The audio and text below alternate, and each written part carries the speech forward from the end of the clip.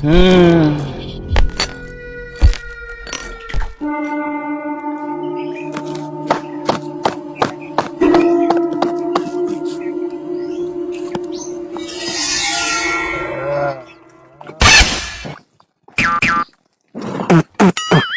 খড়িটা কি বাজে। মুখ চুলকাতে চুলকাতে তো ছাল উঠে গেল। এই সাম্বা, এই খড়িটা কোথা থেকে এনেছিস রে? সর্দার, ওটা খৈনি না, বিচুটি পাতা।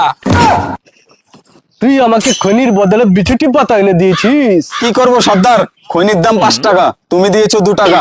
2 টাকা দিয়ে খৈনি মারাতে হবে না, তার জন্য বিচুটি পাতা ভরে নিয়ে এসেছি। এ সাম্বা, তোর নাকি ছেলে হয়েছে?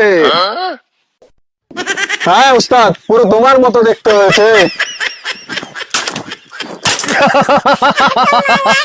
মাঝে মাঝে নাইট ডিউটি অফিসে না, বাড়িতেও দিতে হয় রে। अरे कहना क्या चाहते हो?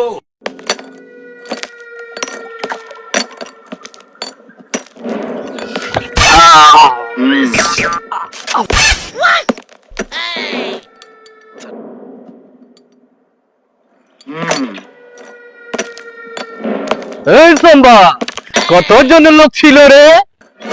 উস্তাদ, উস্তাদ, কি উস্তাদ উস্তাদ করছিস? ওরা কজনের লোক ছিল যে তোরা চলে আসলিস? উস্তাদ, ওরা 2 জন লোক ছিল, জয় আর বীরু। তাও ওদের ধরতে পারলি না? উস্তাদ, ওরা বইয়ের মধ্যে পা দিয়েছিল, স্নান করেনি, তার জন্য ওদের ধরতে পারিনি। আমক কোথাকার, ধরতে পারলি না?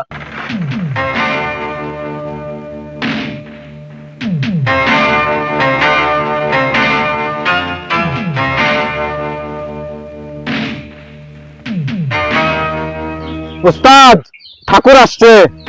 আও ঠাকুরা, আজকে কি পা দিতে এসেছিস নাকি? না রে গব্বর, আজকে আমি মুক্ত এসেছি, মুক্ত এসেছি। পিচ্ছাপ করতে এসেছিস তো আমার কাছে এসেছিস কেন? হাত তো আয় করে নিয়েছি, এখন আমি পেশাব করবো। আমার ধরবে কে? শুভ্র। আমি শুয়োরের বাচ্চা।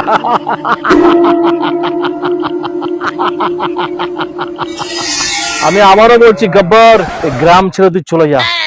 আমি চলে যাব, চলে যাব, ওই গ্রাম ছেড়ে চলে যাব?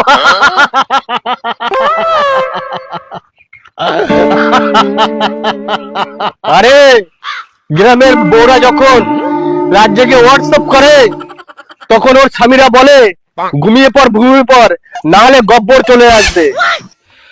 আরে, গ্রাম ছেড়ে আমি চলে যাব ঠাকুর, যদি বাসন্তীকে আমার হাতে দিয়ে দিস। বাসন্তী তুই কোনোদিন পাবে না, বুঝলি আরামজাদা? তাহলে আজকে তোর পা গুলো কাটবো ঠাকুর।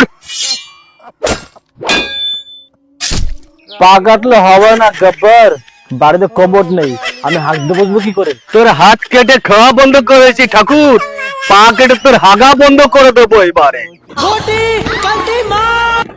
ঠাকুর, ঠাকুর।